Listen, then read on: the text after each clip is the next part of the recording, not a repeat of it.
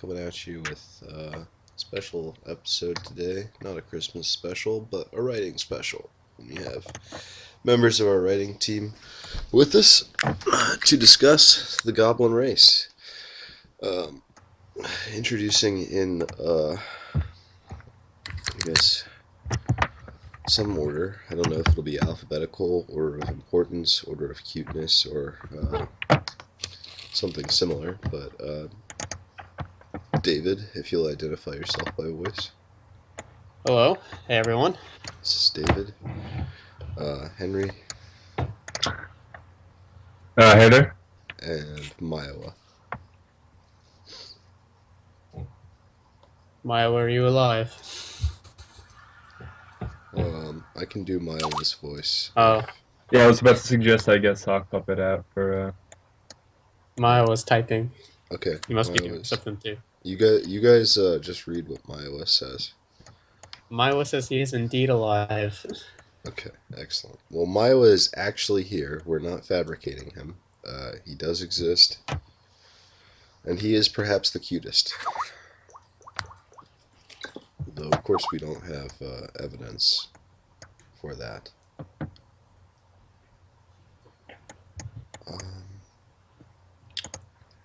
So... Are we discussing goblin stuff today? We are.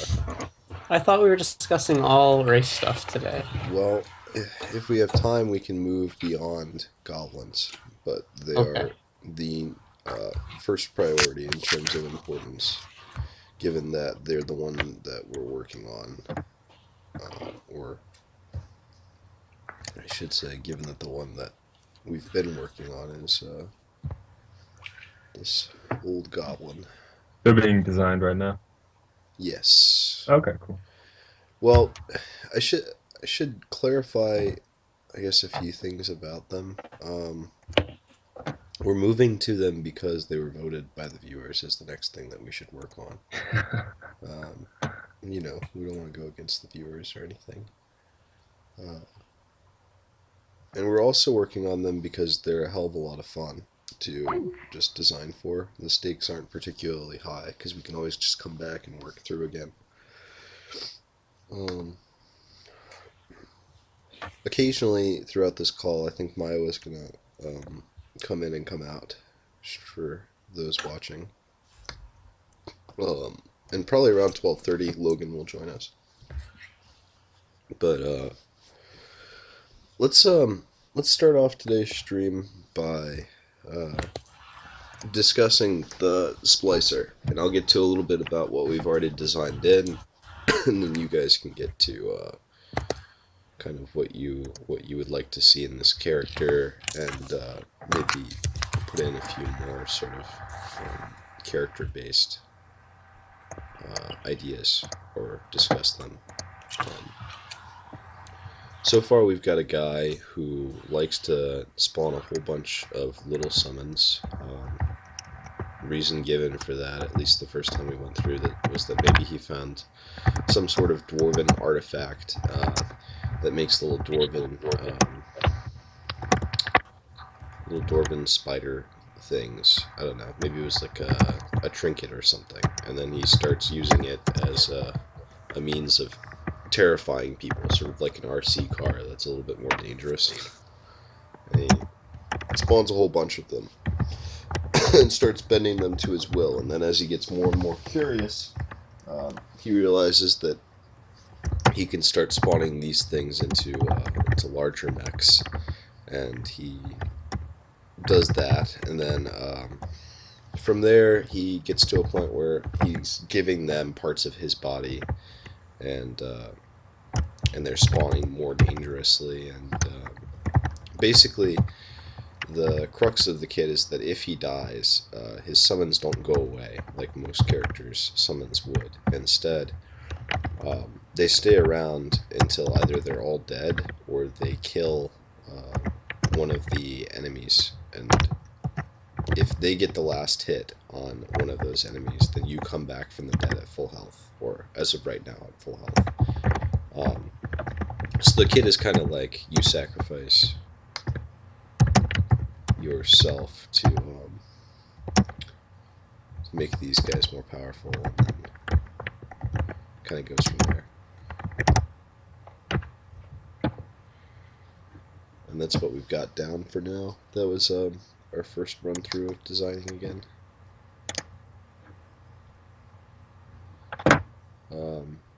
Yeah, and actually, I see one of you has joined the Goblin race document. Let me send it to all of you. So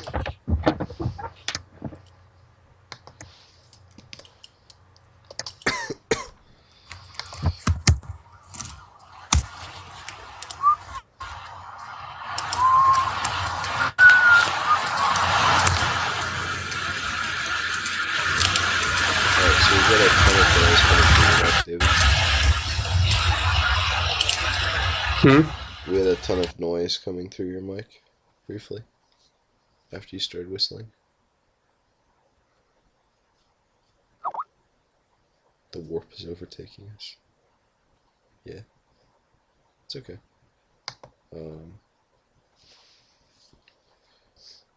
So...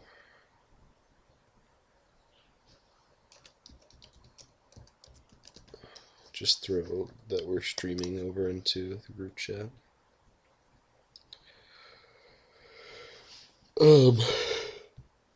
Alright. So, before we get through the whole design of the splicer, before we go back and edit through all the way and fill out these abilities with something that's draft-like, why don't we sort of discuss what you guys would like to see from him, or have a discussion about the directions you think he could go in.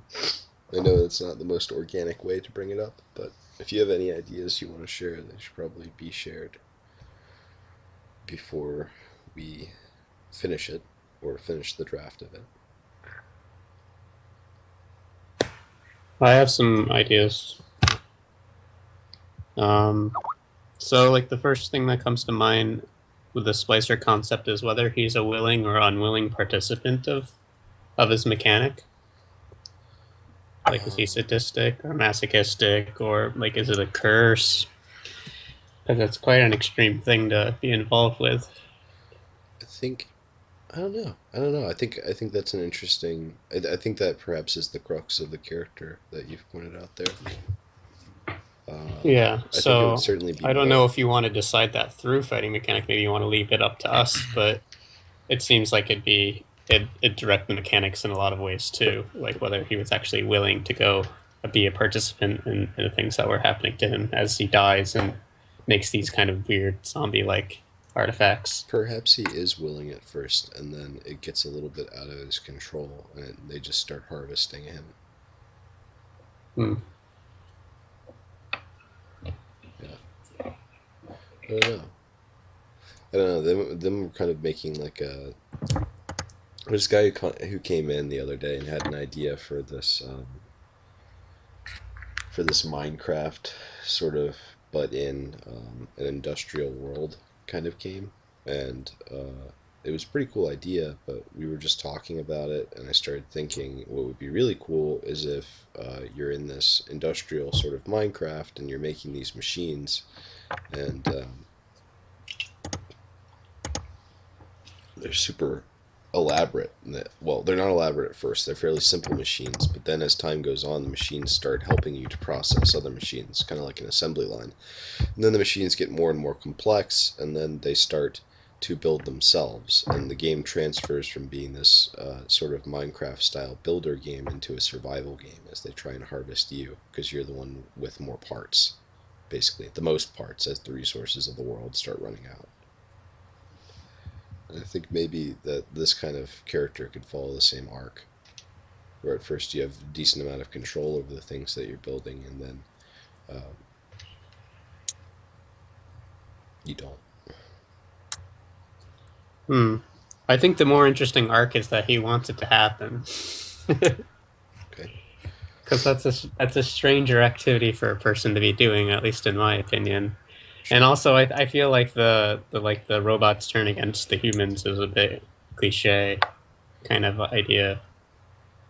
Yeah. So my vote, if we're gonna lean one way or the other, is that he's like somehow becomes addicted to the idea of sacrificing himself for this strange, more powerful than him othery thing, like you would maybe sacrifice a sheep to a god or something. And he becomes more and more obsessed and into it. Okay. Well, I tend to agree with you there, but just for the sake of argument, isn't zealotry a bit cliche as well? What do you mean? Like, Are people not allowed to be zealots? no, no, I'm just saying, like, the argument for going against it is that it's sort of cliche that man gets overwhelmed by machines, and I agree with that. However, the idea of someone zealously giving themselves to a cause until it consumes them is also a cliche idea. Yeah, well, I'm not imagining it as a cause exactly. To me, it sounds more like a religious fervor. Like, I don't know, there's this concept in like super intelligence and automation that technology will become so advanced that humans will become obsolete, and at that point, technology will be like magic dust, right? So I don't know that I imagine it being like a cause, more like being something that like totally affronts his existence, that he just kind of gives himself up to it, and the rest of his character is kind of divided into parts in which he's trying to give meaning to himself while also like submitting to a much greater power. So, what does everyone else think?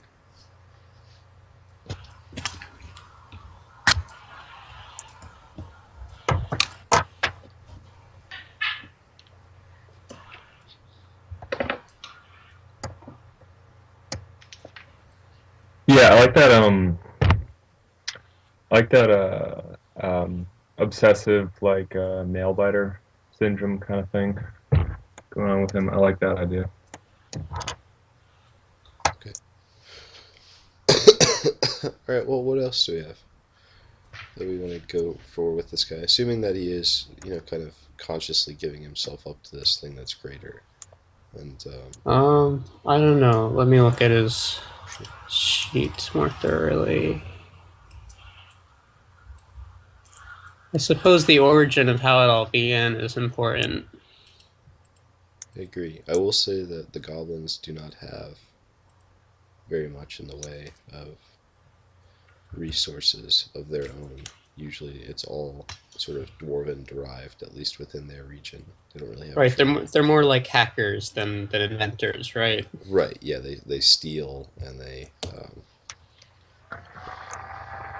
So does that imply some sort of uh, ceiling to the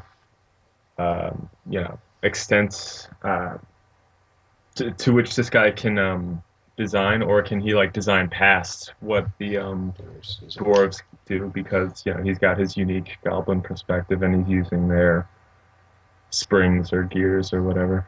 Dwarves are more about a harmonious sort of existence with the stone rather than imparting their own being into it. I guess. Mm. Like they if anything they would speak to the stone, whereas if a goblin's coming across this sort of invention, Goblin's gonna use it as a tool where the dwarves wanna just synergize with it.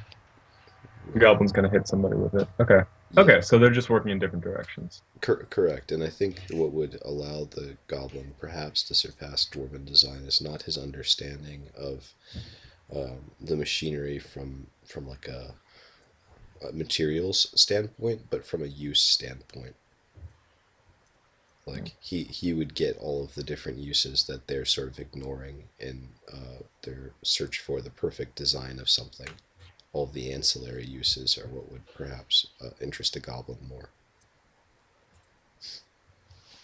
because they're having to stretch what every single thing they get from these dwarves can do, how it can be used.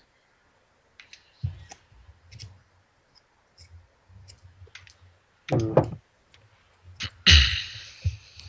By the way, so I guess I think what has to there's something in it that there has to be some way in which this guy finds dwarven technology and discovers either the dwarven technology works better by sacrificing pieces of himself or inventing the idea himself. Interesting. I kind of like him inventing it.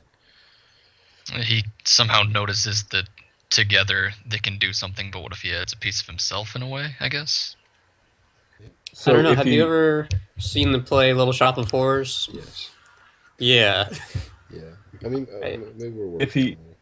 so if he wasn't the first, if he wasn't the one to discover it, then it would be something like the dwarves had stumbled upon it, but it was just too horrifying, and they were, they had this bad reaction to it, and they decided They not just to. stop and the goblin's like, oh hey, wait a minute. Yeah, let's keep rolling with Well, this. I think with the dwarves, anytime they'd be using a mechanism for combat, like assume that this little thing that the goblin gets, whatever it is, assuming the first ability is some sort of mechanism, was designed for novelty or just to play around with. Basically, for dwarven children, he's using it as a weapon, or he learns that it can be used as a weapon, and he starts sending it out against his enemies. I don't know how you would use a little skittery spider-looking thing that's like basically just a hand claw, or however we're going to represent this little mechanism or these little mechanisms.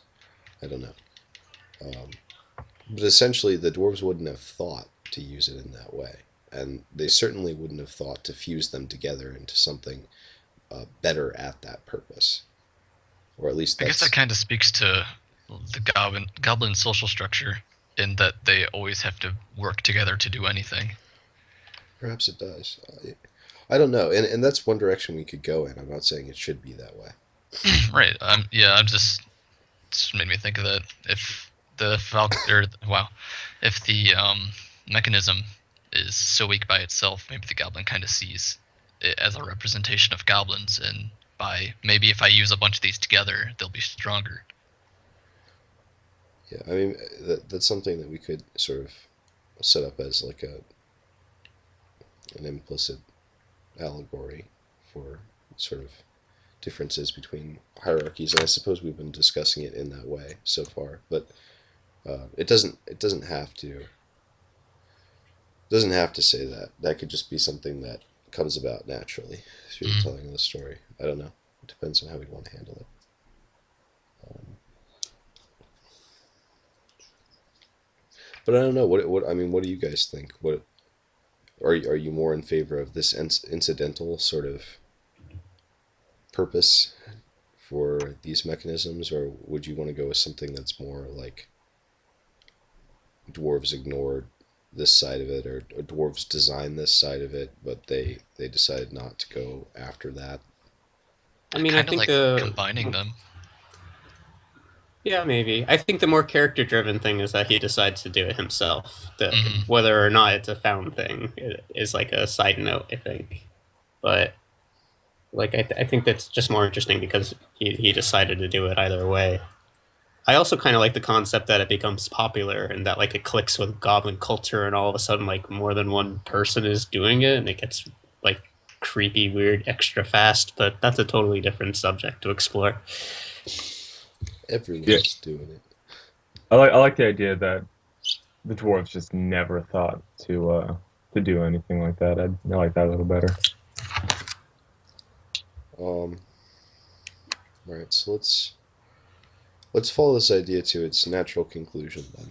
All right, so he's got these mechanisms. We don't know quite how he's got them yet. That's not quite important either, at least to decide about right now.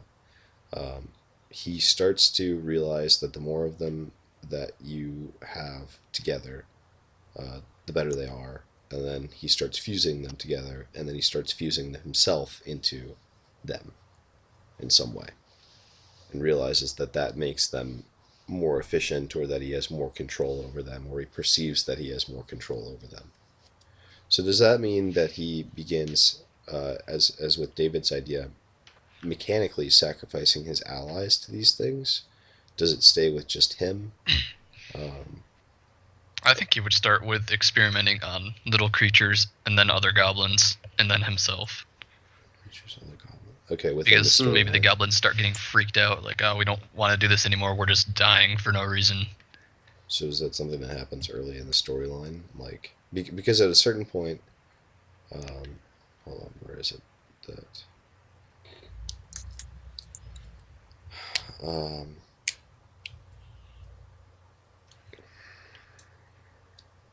I'm looking for the one where you start sacrificing yourself to max the ability. Spawn two different X may create whichever row ability which allows you to use little summon something connected. Death passive, if you're dead, you still have a turn, restores you to full HP if they kill something. So I guess it'd be rank 3 or 4 that you're starting to... Yeah, at rank 3, it's the beginning of each of your turns. If there are 3, whatever they are, is on a row. You can have them make a aura a. Yeah. Huh. So, okay, so I wonder at which point these things are achieving some sort of sacrifice-oriented design, or attaining some sort of sacrifice-oriented design. Were you guys thinking that that would be like a major sort of climactic point later in his storyline, or something that happens earlier? I'd like it to happen earlier. Okay. I agree with that. Yeah, like it Yeah, seems really easy to like take the easy way out and just say it would be, but I think the more interesting path lies in that like somehow this becomes normal to him and the repercussions of what that is. So it's a slippery slope that he starts on early, and it culminates in something huge later. Okay. And you guys are still behind the idea of him sacrificing his allies to these, or Maybe. I mean, I still like the concept Story-wise, that, yes. yeah, maybe. Like I like the concept that people like it's not just him that like it clicks with the goblin culture. Like I don't know what goblin culture is like, but for some reason it makes sense to do all these other things to him. That I want to believe that like other people like, oh yeah, that's pretty cool, and other people start doing it, and so he has like willing participants, and it becomes like this weird like suicide culty thing for a while. yeah, okay. Imagine that you have like slums on top of slums in a cave. There are people Mm. just living, like a thronging mass of people living there with no clear social hierarchy, no real system of monetary or monetary structure or educational yield or anything like that. It's been that way for as long as history can recall, with no real way of ordering history either.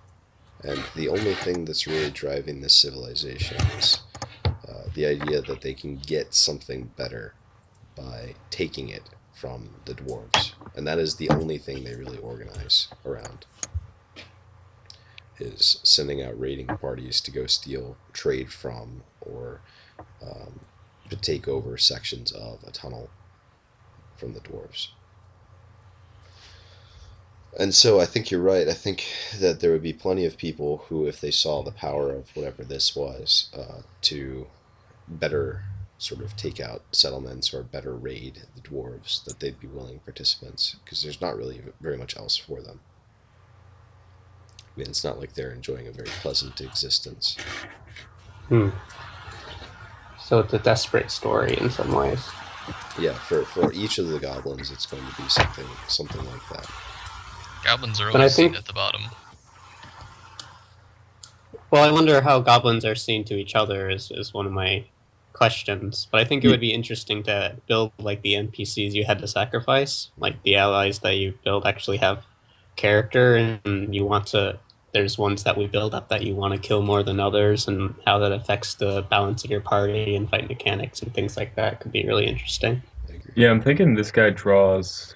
Like I realize there's not that much hierarchy, but what if this guy's death cult thing or whatever, it was drawing kind of the shrimpier goblins to his cause, like people who wouldn't do well in combat or raids otherwise if they didn't have this mechanics stuff that he can just kind of splice them into and strap them into.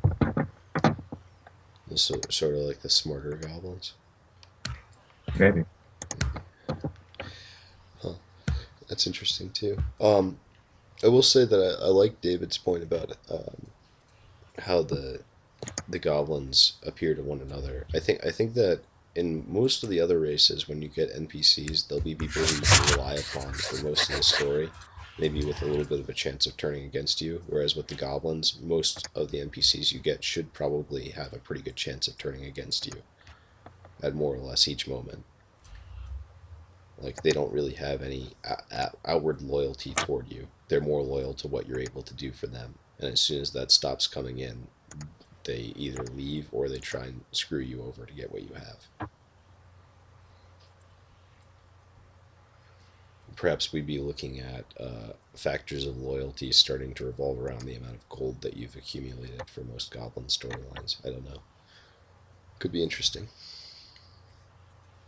Hmm.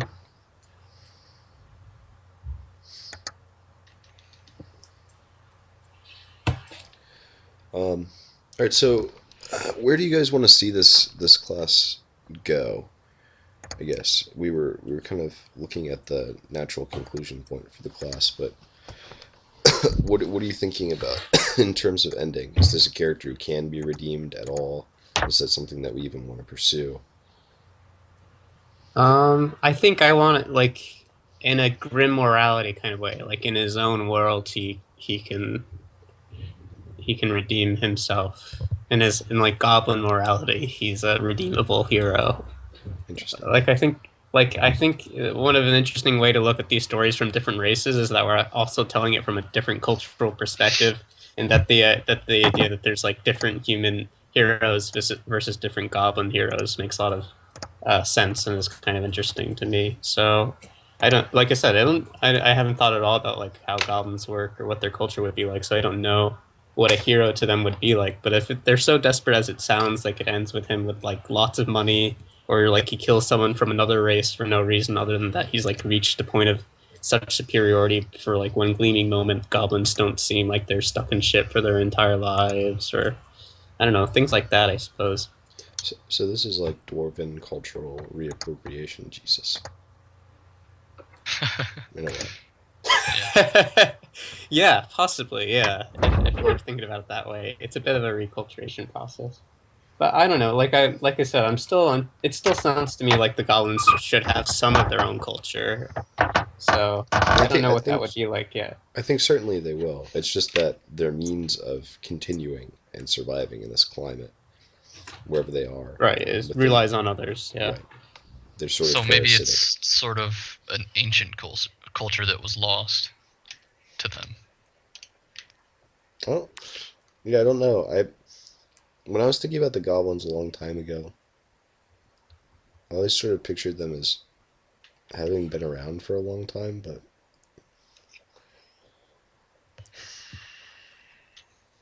never having the resources or the means to really progress. Sort of like technologically, at least. I'm not saying that they don't have a workable society. They certainly have the numbers to suggest that their society is working in some way, but I think it's more about maybe that they have an advanced sort of breeding cycle or something, so it doesn't take as long for them to have children. And that's why their society's population just stays at a fairly level kind of number of just masses and masses of goblins. And that's, I guess, their key feature is just that there are so many of them that it's really hard to wipe them out. Do the goblins have any kind of government? Um, it's a government of means. I mean, what do you have? I mean, it's I would sort think of they like would our have like governments. some kind of chief, at least a little bit. No, there's not like it's not like an orcish culture or society where there are like chieftains who rule over small amounts. It's more like if you have the resources, if you have the coolest dwarven thing, whatever you got on the last raid that allows you to live more comfortably. Like let's say they go in and raid a dwarven town, they kill dwarves down to the last dwarf, and then they kill that one too. Now they have that town until the dwarves come back and try and clear it out. And there's also sometimes the dwarves don't come back and clear it out. They just cede it to the goblins because it's easier for them not to expend resources to go back and reclaim it. So now it's sort of like you can hold as much as you can claim safely. So let's say that there's a small kind of palace or a place where the dwarvish governor used to stay. Maybe the richest goblin or the goblin who has the most resources accumulated from looting the town takes that place. Well, shortly thereafter, usually what happens within the next month or so is 3 or 4 goblins die trying to get into that place, and then one goblin actually kills the guy who owns it, claims it for his own, and then 3 or 4 more goblins challenge him, and then they all die. and no one ever really holds the place while everyone else is living at least fairly comfortably in shacks and hovels in between places. But as soon as you have more than any other goblin has, you make yourself a target.